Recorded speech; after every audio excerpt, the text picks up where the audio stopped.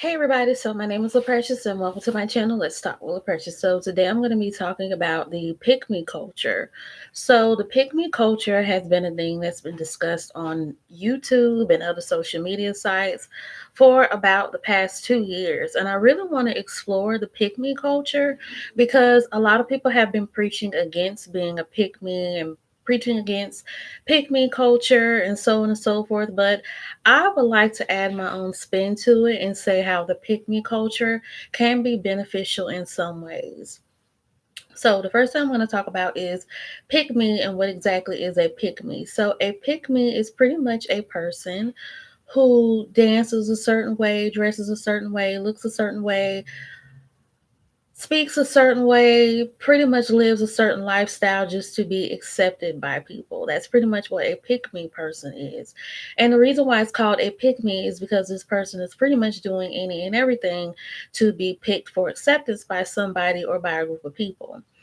A lot of people have preached against being a pick me more so because of a person being inauthentic, a person not being real, a person not being themselves, and a person just pretty much doing any and everything to make someone like them, which is really disingenuous and really trying to get someone who doesn't really feel anything for you to feel something for you. There's been a lot of feminist pages, a lot of hypergamy pages, and a lot of self love, self help gurus over the years that have talked about this same thing known as pick me. And you even have rappers who have talked about pick me culture, why it's not good to be a pick me, and why it's good to just pretty much be yourself, be who you are, so on and so forth. But I'm here to talk about why pick me culture sometimes can be beneficial and why being a pick me is not such a bad thing, and why being a pick me is really more universal and it's more of a silent thing that people do instead of being something out loud. And I also want to discuss how telling people or constantly telling people to love themselves or constantly telling people to be who they are is really gaslighting them when you know it's not really what they should be doing or really what they should believe in. So, the first thing I want to touch on is how being a pick me is beneficial. The reason why I say being a pick me is beneficial is because no one does not want to be accepted. No one does not want to be rejected. No one does not want to experience being alone.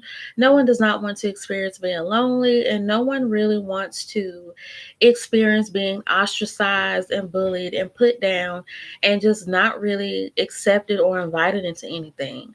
This is really why pick me culture is such on the rise, and why pick me culture is really something that a lot of women are doing and a lot of young girls are doing is because they want to be accepted. And when you think about it, when you look at pop culture and hip hop culture, especially, you have a lot of pick me people. It's a known fact that if you are not what the general public likes, or what the general public favors, or what the general public admires, you're not going to be accepted. But most importantly, you're not going to make any money. You see it with the City Girls and with Ari Fletcher and Jada Waiter, and how they promote this like hood rich culture or like the ghetto rich culture where they're really hood and ghetto, or well, not but they are hood, ghetto, and ratchet, but they have the exaggerated body features, the long expensive hair, the Gucci and Fendi pocketbooks, the Christian Dior glasses and the Birkin bags. They pretty much promote this rich and successful lifestyle while still being a down to earth person. And that's influential because you see these girls, they get lots of followers, they make a lot of money, they get a lot of attention, not just from men, but they also get a lot of attention from females and young girls and people from different communities. And the reason why people look up to women who look like that more, say, and I'm just focusing more so on that demographic, because it's not only Jada Waiter and Ara Fletcher and the City Girls and Cardi B and the like who pretty much look and dress like that. But when you think about it, that lifestyle and that look is what makes them money. That's what makes them rich. That's what makes them successful. Because you got to think about it. When it comes to being an influencer, when it comes to being someone who is famous, someone who's popular, and that's your job, you have to do what people like. You have to do what people are interested in. You have to do what people admire, what people want to see. And you have to do and be what people are going to put their hard earned money into. Because nowadays, people are not just throwing their money at just anything unless they feel like it's worth it. But And when you think about it, not only do Ari Fletcher, Cardi B, the City Girls, and Jada Waiter, not only do they allude to that lifestyle, but it also alludes to the lifestyle of strippers and sugar babies and the whole sugar daddy culture as well.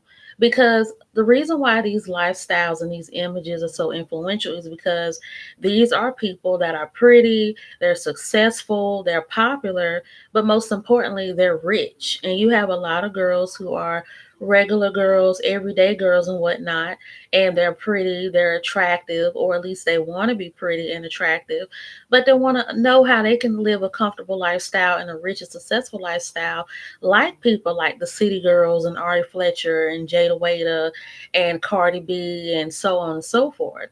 Because when you think about it, a lot of these girls that came up, they either came up through luck, they either came up through the help of their families, or they just pretty much had a plan and it worked. Because when you look at people like Ari Fletcher, she just so happened to be pretty, and she dated G Herbo and had a baby, and she just built off of that fame. Then you have people like Jada Waiter, who pretty much became successful over hair and weave extensions. Her dad, who's a millionaire, and I believe he's a business owner himself, he bought a vendor from China for Jada to start her own hair vending business, and she blew up and became a millionaire from it. But she also dated, the rapper Little Baby and had a baby with him. And so that pretty much added on to her fame and success as well. Now, when you have Cardi B, humble beginnings, started off as a stripper from the Bronx, New York. She pretty much, did a lot of vines and Instagram videos on Instagram and Vine, and she became famous and viral, then got picked to be on Love and Hip Hop. Then she left Love and Hip Hop and pretty much had a plan to be a rapper, and it worked. Then you have the people like the City Girls, who pretty much blew up off of Drake's, I can't remember the name of the song, but it was a Kiki, Do You Love Me? Are You Riding?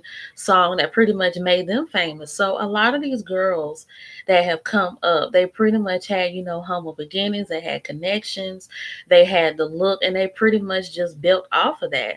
Because since we're now living in post COVID and eventually post inflation, a lot of people are looking at ways as to how they can make more money and be more successful instead of just living everyday regular lives, looking at TV, looking at YouTube and different social media accounts and things of the like. So people really want to know, how can they be like these girls? So you do have girls, on TikTok, on YouTube and Instagram that are becoming strippers because it's being promoted that when you become a stripper or a bottle girl, you can make all this money, you can have success, you can get all this attention and whatnot. But you got to ask yourselves, like, a lot of people criticize these girls for promoting these seductive and salacious and promiscuous lifestyles. But when you think about it, who wouldn't want to be rich and successful? Who wouldn't want to have, thousands of dollars every day in their pockets? Who wouldn't want to be able to pay their bills and have like a success story and to pretty much be able to afford a regular life and not have to work too hard for it? And yes, the strip club culture does have its own risk and whatnot. You do have girls who get high, get drunk, they end up becoming addicts or sometimes prostitutes and being sold into the sex industry. Some of them end up getting raped or killed, murdered, mugged, kidnapped, and so on and so forth. So you do have a dark side of the stripper world. But that's when you have to really look at it and say, is this for me? Can I handle it? Because there's a choice and a decision that has to be made over everything. Because a lot of people always want to blame social media influencers and people online and people and whatnot. But it all comes down to the person's choice, the individual's choice. If they choose that lifestyle, want to do that lifestyle, and that's more so on them instead of the influencer. Another thing I want to touch on, other than social media and hip hop culture and whatnot that promotes the pick me culture, you also have to think about everyday life as well. When we think about it, when we grow up, like in elementary school, high school, especially, and even middle school, we all go through, or we all know somebody who's gone through those ugly duckling phases where, you may have been like the geeky kid who had, glasses, or like the fat girl, or the really pale dude with like the slimy curly hair that wore suspenders all the time, or maybe somebody who was just different. You may have not spoken good English, or you may have just been kind of like new to the culture and didn't quite know how to fit in. And any person knows that when you deal with something like this, it's very awkward. It's very, it's awkward. It's very like, it's like I'm trying to figure out what to say when it comes to this. But people who fit those scenarios, they just don't fit in, and they kind of struggle with fitting in with people. They kind of struggle with getting in with people. And a lot of people's mottos is always, find people who like you, find people who love you, find people who accept you for who you are. But what if people can't find people who accept them for who they are or love them for who they are? And a lot of people do not want to be content with just being by themselves and just being alone. Because I understand that loving yourself and being there for yourself and being who you really are, blah, blah, blah, is a good message to teach, but it's also unrealistic because we don't live in a world and live in a society where people accept people for who they are. People in our generation and our society, they pretty much accept people for what they want them to be. Like a lot of people want to be with someone and they either, whether it's romantic or platonic, they want to be with someone who has popularity. They want to be with someone who has financial stability. They want to be with someone who has a nice car, a nice house. They want to be with someone who's educated. They want to be with someone who has a lot of scholastic, awards. They want to be with someone that has a lot of notoriety. They want to be with someone who's multi talented, multi created, and they want to be with someone who has a lot of influence over people, whether that's good or bad, which is really why narcissists are so popular and so contagious and so easy to get into because they constantly make everything about themselves. They constantly make everything about them. They constantly make everyone just plug into them and really like just get into them and just be interested in them. And when you think about it, people who are narcissistic can make life hard or really make life tough for people around them that they don't like and that they don't accept. And a lot of times, people who do tend to be nice, sweet, sincere, they usually become the victims of that. And this is where I'm talking about how the pick me culture can be beneficial. Let's not pretend and act like people do not believe in the motto of going along to get along. You know good and well when you get hired by certain corporations, certain businesses, certain jobs, you cannot go in there having opposing beliefs, opposing mindsets, opposing thoughts, and you can't even verbalize it because you'll get fired, you'll get penalized, or you'll pretty much get bullied because people don't understand that that's the whole definition of culture. Culture is pretty much a system, a group of people who share the same beliefs, the same mindsets, the same habits that pretty much work with the workflow of the culture of the people so that they continuously go into a flow that's beneficial for the whole group. That's really the definition of culture. And a lot of times when you have people who are embraced in a culture, accepted or invited, or they choose to enter a culture where they happen to be the opposite of that culture, come from another culture. I'm not necessarily talking about race and ethnicity, but I'm more so talking about people who have different mindsets, different ways of thinking, different ways of doing things, so on and so forth, where they go into cultures or environments that are the opposite of what they believe and the opposite of how they feel. And they pretty much just have a way of just like butting heads with people because of them being different, because of them thinking differently and whatnot. When you think about it, if somebody's back is against the wall, where they have nowhere else to go, there's no other ways for them to make money, there's no other ways for them to be accepted, and there's no other ways for them to pretty much get by or survive, more than likely they're going to go along to get along so that they can not only have peace and harmony, even though it may be fake, but also so that they can have a stable job and a sense of stability. And this may not even just pertain to a job, but it can also pertain to a relationship, to a family, to a church, just to anywhere. Because let's not act like everybody in the world gets accepted for who they really are, gets embraced for who they really are. And let's also not act like people who share opposing beliefs get accepted for having a different belief, get accepted for having the same beliefs and whatnot. We constantly see religious persecution every day online, on social media, whether it be on TikTok, YouTube, Facebook, or anywhere, because a lot of people are not taught to respect opposing beliefs. People are not taught to respect people that are different than them. And people are not taught to really embrace or accept opinions and mindsets that go against theirs.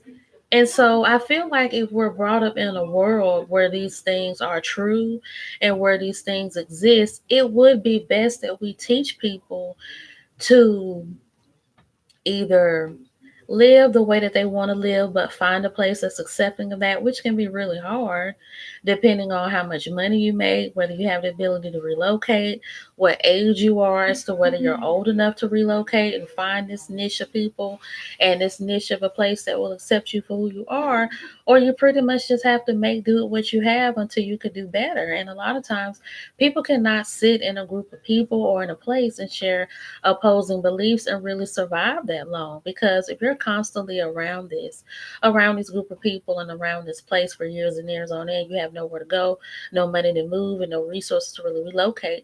You almost don't have a choice but to become like your surroundings and become like the people you are around in order to be embraced and survive and to live. Because I just feel like this whole thing about loving yourself and being who you are and just staying true to you, it's unrealistic for a lot of people, because everybody can't be themselves. Everybody can't be who they are, and everybody pretty much can't be accepted for being different and be accepted for being who they are when we don't live in a world that's like that. Because when you think about it, when you travel to other countries, they have laws that go against people's beliefs. Like, think about the basketball player, the black female basketball player who's in Russia right now on drug charges. And they're talking about giving her serious time. And we know over here in the United States, but it depends on race and color too, because over here that people of color do get convicted and sent to jail for longer sentences on petty crimes than non people of color. But when you think about it, you have to think about the rules of Russia and the laws of Russia and how they handle drugs as opposed to the way they do over here. And that's where you kind of get into the conversations and into the talks that wherever you go, everybody's not going to think like you. Wherever you go, everybody's not going to be like you. And wherever you go, everybody's not going to believe like you do. And some places will punish you pretty much if you don't believe, act, and think the way that the general population believes, act, and think. And sometimes you may be punished legally for being the opposite of the way the culture in the country is. And I mean, this is not to pretty much say that, oh, well, you're telling us that we have to be a copycat or be what other people want us to be. No, it's pretty much being realistic, because I just really hate how a lot of relationship gurus and how a lot of relationship coaches and self-esteem coaches and stuff, they're pretty much they're making money off of people's pain, and they're pretty much catering to a demographic of women who are desperate, who are lonely, and at times maybe unattractive, and they're giving them advice that they know that they need to hear or that they may not want to hear. And it's just very like discombobulating and disconfusing, because this whole thing about being a pick me and how it's not good to be a pick me, so and so, so forth, that's not realistic. Because let's think about it. When you think about regular jobs, and this is not even due to like the entertainment industry and not even with jobs, but with people in general, if you don't look a certain way, you're not going to be accepted. If you don't wear your hair a certain way, your skin color is not a certain way, your waist, your body shape, your size is not a certain way, or whatever, you won't be accepted. And a lot of people just cannot handle that. And I feel like a lot of times people want to continue to say, love yourself, be who you are, as a way to silence people and their frustrations. They're like, oh, well, you're sitting here talking about something you can't change, you can't do, so stop complaining about it and just love yourself, be who you are, and just go over in the corner and love yourself and be by yourself and find something to do until you forget about your problems. That's why I'm not 100% for therapy and whatnot. And I know a lot of people think this is so bad, but I just don't like therapy. I don't like the idea of therapy because you're paying money to talk to someone who's gone to school, who's been trained to talk to people and treat people for different mental conditions and disorders. But at the same time, a lot of this stuff can be done at home, a lot of this stuff can be done with friends, a lot of this stuff can be done pretty much out in the open without spending money and without seeing a doctor. And yes, I do understand that sometimes the reason why people go to therapy is simply because they need someone to talk to, because they may not be able to talk to their family, significant others, or so on and so forth. But to me, I just feel like therapy is a waste of time and it's a waste of money, because I feel like all they do, they just teach you how to love yourself. They teach you how to cope. They teach you how to get busy. And they pretty much just teach you how to ignore your problems and not deal with anything as a way of you getting over it. And I just feel like getting over something is not that easy. And I feel like this whole mantra of teaching people how to cope and teaching people how to deal with stuff and so on and so forth is just not healthy, and it's not realistic, because people need to be told the reason why they're not accepted is because of XYZ. And yes, it may hurt people's feelings, and yes, it may not be what people want, but at the same time, it is what it is. Like, I feel like the reason why people cannot function and the reason why you have so many narcissists is because you got a lot of people whose heads get blown up by unrealistic illusions. It's like everything cannot be about one person. The narcissists, they tend to have a disillusioned vision about themselves because they think it's all about them all the time as a way of making themselves feel good. And a lot of times people make people feel important and make people feel that way because they don't want them arguing, having temper tantrums and whatnot. They don't get their way, so on and so forth. But when you think about it, you create monsters when you do that. When you constantly give somebody attention, constantly give somebody love and validation, they believe they should pretty much have that all the time. And it's like when they don't get it, they act out, they're erratic, they're crazy and whatnot. And they just end up being a really bad person, or pretty much an adult version of a child. They never grow, they never mature, they never pretty much be like what they're supposed to be, or be like an emotionally developed person, because they're not maturing. They're not being told that it can't be all about you all the time. Other people's needs are more important sometimes. There are other people involved in the situation. Other people's feelings and thoughts and values should be validated instead of this one main person's all the time. So, moving along from that, I just feel like the whole pick me thing, that people want to demonize being a pick me, should not really be taught or preached, because I feel like being a pick me does have benefits. Because I feel like unless who you are as a person, and unless who you give, and unless who you are is beneficial to you, then you can't blame somebody or downgrade somebody or downplay someone who is not accepted for who they are and they want to change. Because I mean, because let's just think about it. And I also feel like when you constantly teach people to be themselves and be who they are, and it's not working for them and it's not making them happy, you're really putting them inside of an emotional prison. Because it's like nobody wants to sit and be unhappy. Nobody wants to sit and not be loved.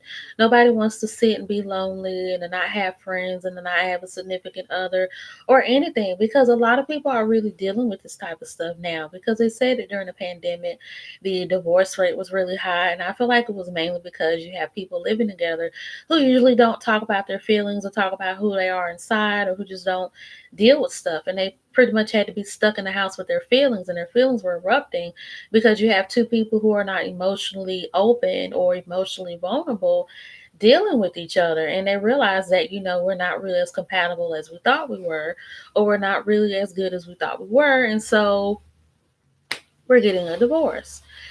But I just feel like when you constantly tell someone to love themselves, accept who they are and whatnot, and it's not working, it's like you're trying to force them to love something that they really don't. And you're trying to make them like something that they really don't. Because I feel like when you constantly press self love on someone who doesn't want to love themselves, or doesn't want to simply be themselves, it's almost like you trying to make somebody love somebody else, or make somebody be with somebody else, when it's obvious that this other person doesn't want to be with them, but doesn't feel the same way about them. Because when you think about it, the way that you treat yourself, as far as self-love, that's pretty much how you would treat somebody in a significantly other relationship, or in a two people relationship per se. Because a lot of people always say, well, love yourself, be who you are, build yourself up. And when you treat yourself the way that you do, this is how you're going to treat somebody else in a relationship. Not necessarily, because the way that we treat ourselves is not always the way we're going to treat someone else in a relationship, because we're two different people. We come from two different backgrounds. And what I like may not be what another person likes, because I just feel like the whole definition of a relationship is just, it's overly glamorized. It's not really, the messages that are given about romantic relationships are not really taught in honesty. And I feel like it's just a fairy tale that people are creating for people to believe in. It's not really true, like an illusion. Because, in my opinion, being in a romantic relationship or even getting into a romantic relationship should not be as difficult or as hard as it currently is now. I feel like it's not that hard to speak to someone and get to know them and then see if you two are compatible. Or better yet, I like it when two people can sense that they like each other and they just so happen to talk and they just grow and grow and grow, where it grows from interest to conversation to friendship and relationship and then marriage if they want to go that way, and then kids if they want to go that way. Now there's just so much friction going on within relationships because, number one, it's like, bam, this is how a person looks. Okay, oh, they're attractive. I want to talk to them. I want to be into them. Well, if they're too attractive or if they come off as too rich, oh, I think they're materialistic. They're all about money. I don't want them. They look good, but I don't want them. Oh, well, they look really cute. They look really pretty, but it seems like they're just all about being pretty, all about looking cute, blah, blah, blah. So I don't want them. I give them a like, but I won't like them. Then you go to somebody, and this is my take, and I want to say this is what I've experienced from being in past romantic relationships and even like dating and stuff right now. For some reason, it really does seem like when you're a simple, less maintenance like kind of person, you tend to be more attractive to people as far as like attraction is concerned with like romantic relationships and even friendships. And I guess people feel like since they don't have an image to compete with, or they don't have a background or a status or whatnot to compete with, it makes you less intimidated. But I mean, it's really hard for a person who is in that situation because we live in a society where you're constantly judged all the time. You're judged for how you look, you judge for how you walk, how you talk, kind of money you make, the kind of status that you have, the kind of car that you drive, and whether you have kids, car, house by this age or whatever. And some people don't want to be down to earth. And this is where like a lot of the fakeness comes in at. Because you do have people that have a down to earth spirit, but they have a high maintenance appearance and whatnot.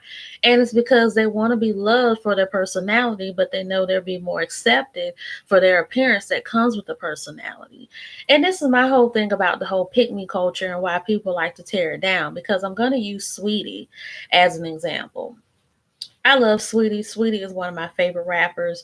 She promotes the high maintenance girl, the educated girl who was raised by her grandmother to go to school, never depend on a man, always make your money, always be who you are. So she's very influential when it comes to women getting their bag, being successful on their own and not depending on a man. But Sweetie has come under scrutiny more so for this current boyfriend or this current guy that she's dating or into. I'm gonna go ahead and look it up so I can make sure I have my facts straight. So we all know that Sweetie for the past 4 years has been in a lot of like high profile relationships. You know, she was in a relationship with Quavo, and that was a really big thing because you had Offset who's with Cardi B, then you had Sweetie who was with Quavo. So and Sweetie and Offset, I mean Sweetie and Cardi B, they pretty much have like a lot of similarities. You know, they're both, light skinned, racially ambiguous looking. They have the long nails. They promote the icy, big, big chain, gaudy, lifestyle. And they're both female rappers. But it did seem like they kind of had some friction and whatnot going on. But when you think about it, Sweetie, even though Sweetie is a very pretty girl, she's very high maintenance, has the long nails, the nice hair, and the jewelry. she's had a lot of relationship woes herself. And when you think about it, that's something that a lot of people don't talk about. That you do have some people who look like they're high maintenance, they have it on, they're pretty, and they have relationship issues more so because they lack personality. I mean, when you think about Sweetie, Sweetie has been cheated on, she's been clowned, she's been poked at, talked about, and whatnot. And they even said, I'm trying to find her current new boyfriend or current guy or whatever, and I'm not able to find it. But you guys probably know who I'm talking about and whatnot.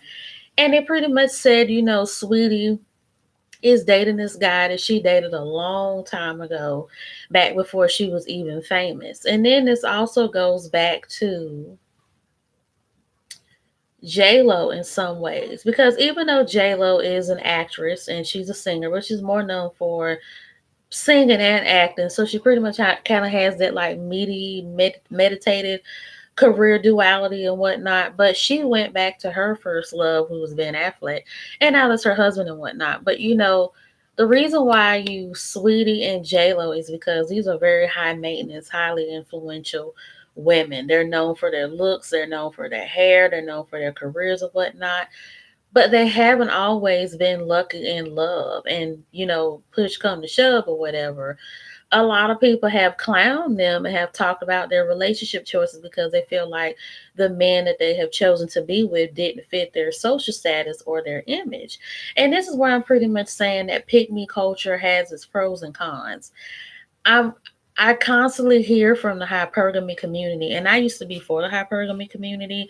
Now I'm not, because I feel like the hypergamy community teaches women how to be gold diggers, pretty much, or how to be sugar babies, because all they do is just teach you how to look good, have your hair fixed, nails done, body done, and wear nice clothes and be highly influential and astute and speak properly and be anything but ghetto or ethnic, and that's how you get a high quality man or a high maintenance man or a man to spend money on you.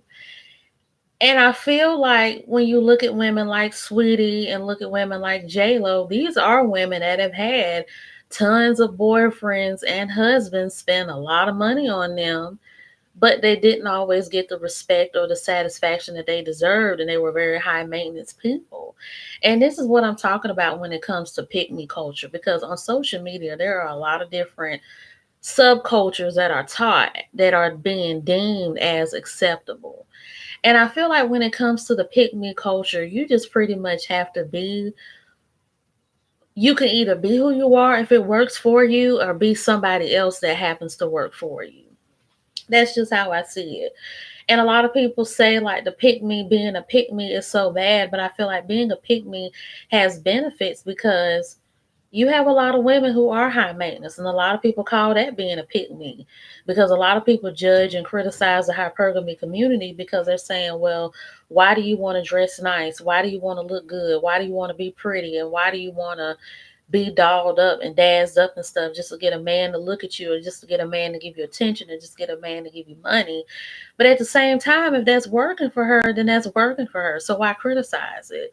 And then it's the same thing with the ghetto girls too, because a lot of people criticize the hood girl aesthetic, which is pretty much the aesthetic that a lot of different cultures have taken from, like the white culture, the Hispanic culture, the Asian culture. Like a lot of people have taken from the black hood girl aesthetic, with the baby hairs, with the gold teeth, with the bamboo gold earrings, with the name chain necklaces, with the bantu knots and the curly hair ponytails.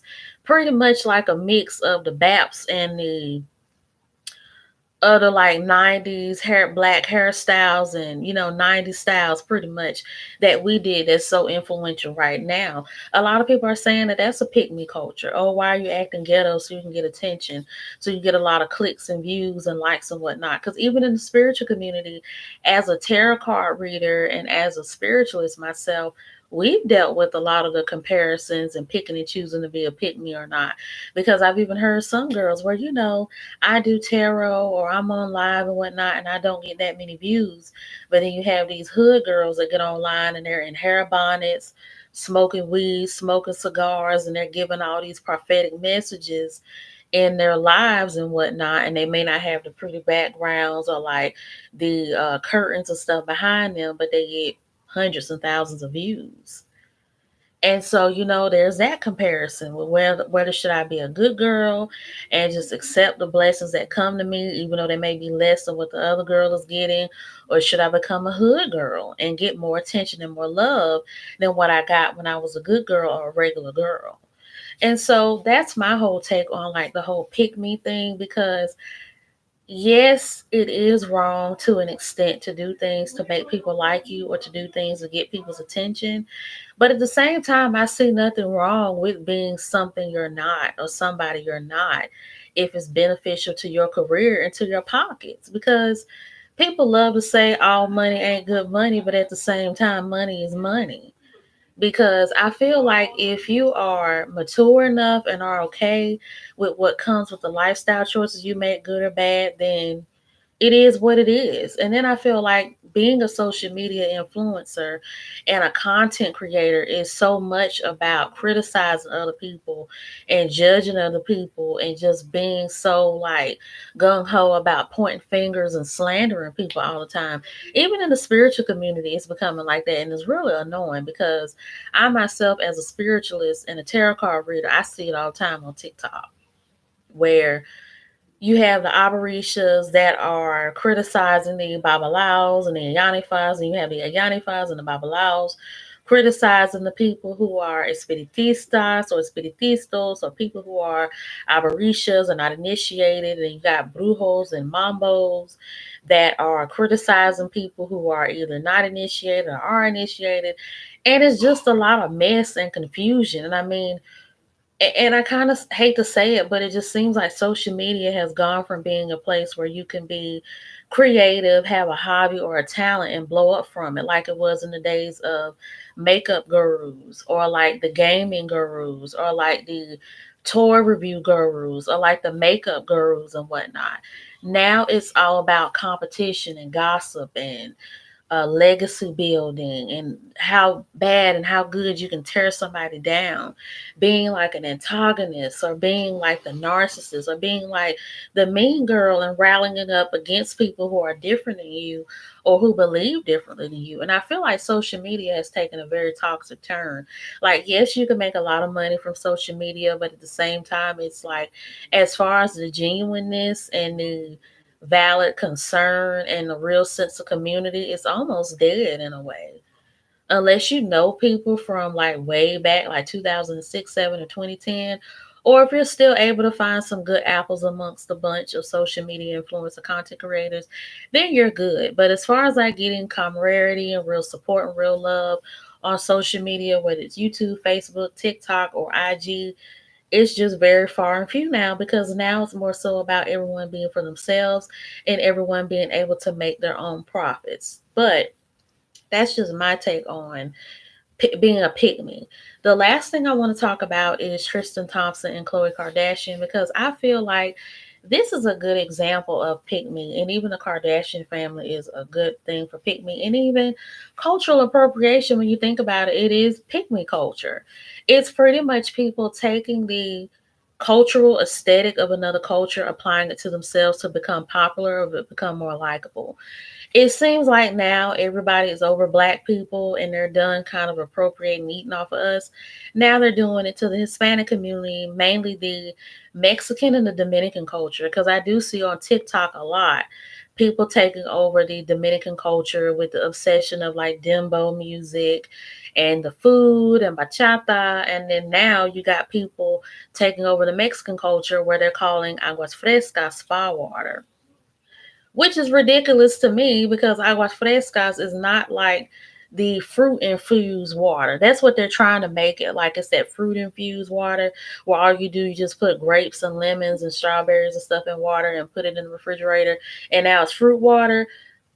Aguas frescas are not like that. It takes a lot more steps to make a good aguas frescas, but I'm not going to discuss how to make that because I don't want you guys appropriating it from me. And I mean, you can look it up and find it out how to make an aguas frescas. So it's not, I'm not like the book of everything, but I mean, I'm just saying. And I also feel like people culturally appropriate because They know that if something is too ethnic and if something is too real and if something is too cultural, then it's not going to be accepted. Because I feel like that's what a lot of people are trying to do. It's like they're trying to make everything acceptable and tolerable, even if it's by force and even if they're not invited in. And I think it's wrong because I feel like you should leave that up to a culture to tell their stories and whatnot to expose it. But my critique of the Black and Latin culture to an extent is that we don't do enough of sharing our culture accurately and educating people accurately on our culture so that it doesn't get disrespected and discombobulated.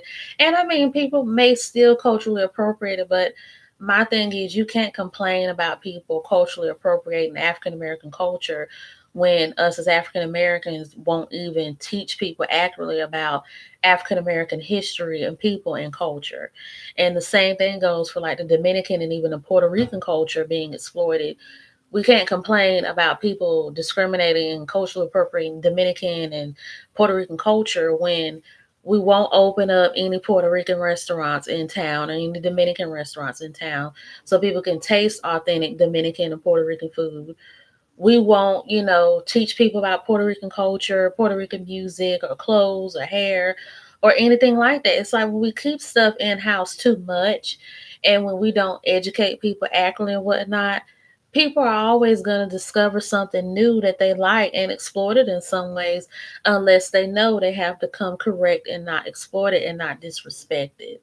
So I feel like you kind of can't get mad at people exploiting cultures and whatnot when the people from that culture won't even accurately teach or accurately promote their culture that's being disrespected. So, moving along to Tristan Thompson and Khloe Kardashian. Tristan Thompson, Khloe Kardashian. The only thing I'm going to say about Khloe Kardashian is Khloe Kardashian. She is the perfect example of pick me, mainly because she's like a caricature of what her sisters were. Because when you think about it, Khloe Kardashian was considered like the ugly duckling, the one who looked manly, the one who wasn't as pretty or attractive. And she was married to Lamar Odom for what, 10, 15 years or so. I mean, you can tell they had a genuine love for each other and they had a good connection, but he was always, drunk, high, and passing out and about died and a brothel and whatnot. She just couldn't take it anymore and walked away from it. But Khloe Kardashian, I have to say, she probably felt the need to get that validation that she wants as a Kardashian. Because I mean, who wouldn't want to be like their sister, like Kim Kardashian, Kylie Jenner, and even Courtney? I think it's Courtney Kardashian, the one that has like the smart aleck ex boyfriend, baby daddy, whoever he is. But who wouldn't want that, especially when you've been compared to your other sisters and whatnot your whole life? And we even see with Rob Kardashian where he kind of had to deal with the same thing. Like with him being big and gaining so much weight, and Kim Kardashian like publicly humiliating him and talking down to him, and then him going through all of that mess with Black China and whatnot. I'm gonna honestly say that when it comes to parents and kids, and this is something we talk about sometimes in the Black community, but I feel like it happens all over the world with different communities. When you are raised a certain way, I mean, when you're born into your home, that's where you get your home training from. Your foundation comes from the home. Your foundation comes from your parents, and your legacy livelihood pretty much comes from their teachings. But if you grow up in a family where you're not validated and not loved and you're ostracized pretty much for being who you are, you're going to become a candidate for being taken advantage of by people because you don't know what to do but to resort to pick me like mentality. Because since you're not loved and not accepted by your family, and since your family is pretty much all you have at that moment and the ones you're supposed to depend on and rely on, you're going to want to understand how to fit in and how to be liked and loved. Because a lot of times when you're born into emotionally manipulative families, they tend to do this thing where if you don't do what I say, look how I want you to look, or go along with what I'm doing, I'm not going to teach you anything. I'm not going to be there for you. I'm not going to listen to you. I'm not going to help you. I'm not going to uphold you or anything like that. And so you find like kids who are pretty much jumping around with that, and then when they become adults, they kind of deal with the same thing. Because when you're brought up with no type of self-esteem and no type of validation and love from the outside person, you're pretty much going to be a closed up person on the outside looking in. It's like your emotions were never validated. Your hobbies, likes, interests, and none of that stuff has ever been validated. So you're pretty much trying to figure out in the world how to be validated, where to fit in, and how to be accepted and whatnot. And a lot of times when people do that, they become candidates to being taken advantage of because they know these people are pretty much going to do whatever the other person wants them to do to be accepted. And I feel like with Khloe Kardashian, she's in the same boat because she wants that family acceptance because it's obvious that the Kardashians are pretty much sophisticated whores in a lot of ways. I mean, they are. It's like their mom pretty much taught them well how to use their bodies, how to use their looks and their image and their names to pretty much make them famous and to build a legacy that they'll be able to live off of for the rest of their lives, including their kids. And so Chloe is pretty much taking note of that, and she's following in the same footsteps as her sister Kim and Courtney and Kylie and the like, because they pretty much have made a name for themselves dating black people, alluding to the black aesthetic, calling the silken press the straight glass method when we all know it was a silken press, taking cornrows and turning it into something else, tanning their skin, getting their noses, lips plump, butt, hips done to look like black women. So they've pretty much been able to make a lifestyle and a career off of the aesthetic of black women. And Khloe Kardashian is pretty much doing what has benefited her sisters for a long time. But I'm pretty much sure it does give her a sense of self gratification or well. When it comes to Tristan Thompson, everybody loves to say, "Oh, Chloe can do so much better. She needs to love herself. You're degrading yourself." Hey, Egyptian famous. Oh, Khloe Kardashian needs to love herself. She needs to be there for herself or whatever and leave Tristan Thompson alone.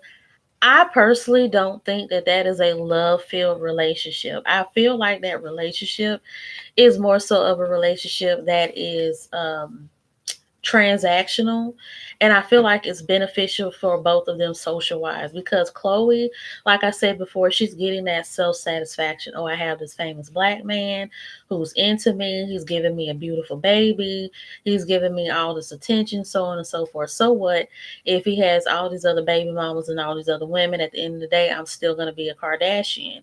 So Chloe has that. She'll never lose her name no matter how many women Tristan Thompson goes after. And he knows that as well. Tristan Thompson also knows that if he's detached from the Kardashian brand, he's not going to be that well known anymore. I'm going to be honest with you. I'm not a big basketball fan. The only reason why I know about basketball players the way that I do is because of watching basketball here and there growing up. And I mean, we grow up in a black household. Everybody knew who Shaq, Kobe Bryant, and Michael Jordan was, so that's a given. And reality TV shows like Basketball Wives and Love and Hip Hop and so on and so forth, and even with hip hop, it's intertwined with basketball. So whether you like basketball or not, you're going to know something about basketball players. So when it comes to Tristan Thompson, I really didn't know who all he was until Khloe Kardashian started dating him. But I feel like Tristan Thompson, even though he is what you would call a trash boyfriend or partner or whomever, he knows that as long as he's connected to the Kardashian brand, his name is always going to ring bells to people. It's always going to be famous and well known, and so on and so forth. So people can say what they want, but I mean, the relationship is pretty much beneficial both ways. But my thing is that even though Chloe is mimicking pick me culture, and even though Chloe is pretty much being something she's not, it personally validates her, but it financially validates her, and it socially validates her as well. So it's something that's working for her because as we all know, the Kardashians, their legacy right now is really ending because Kim, everybody's over her since she divorced Kanye West. Kylie Jenner is doing her own thing now with her kids, and she's moved on from trying to be black to now she's trying to capitalize off of Hispanic people with the Bessos lip line that a lot of Hispanic people have been dragging her for. And it's like the Kardashian brand is just fading away. It's like the show's not popular anymore. Kim K, Kylie, and they're not famous like they once was. And Chloe is the last one standing pretty much. And I feel like when she gets this baby and whatever she's trying to get out of that, they're just all gonna fade out because this has all been nothing but a financially abundant trend that they've been a part of. And so that's pretty much my whole overall message about the pick me culture, that yes, it is wrong to try to manipulate people into liking you by you changing your looks, changing the way that you feel, changing the way you do things. But at the same time, I think it's beneficial to be a pick me, especially if it's working for you financially and socially. Because when you think about it, in a lot of 90s movies, you always had those nerds who got picked on and got bullied and didn't fit in with the jocks or the cheerleaders and, high school. And we see this in the Jawbreaker movie that came out in, I think, 1998, 1999, where you had, the little lanky, nerd girl that had like the long black hair with the glasses and the little snotty nose, and she wanted to fit in with the popular girls. And she cut her hair, she did her makeup, started wearing like more frisky like clothes, and she fit in. And I hate to say it, when it comes to everyday life, a lot of us are in those scenarios. If you don't fit in with the normal people, you're going to be bullied and ostracized. But if you kind of get with the program and fit in, then you're going to be more accepted. So my take is that when it comes to pick me culture, to each its own. If you can be accepted for who you really are, kudos to you. But if not, then at least find something or find a particular lifestyle or personality that fits you, and that fits the kind of lifestyle that you want to have. So I hope you all like this video. Don't forget to like, leave a comment in the comment section, and subscribe to my YouTube channel.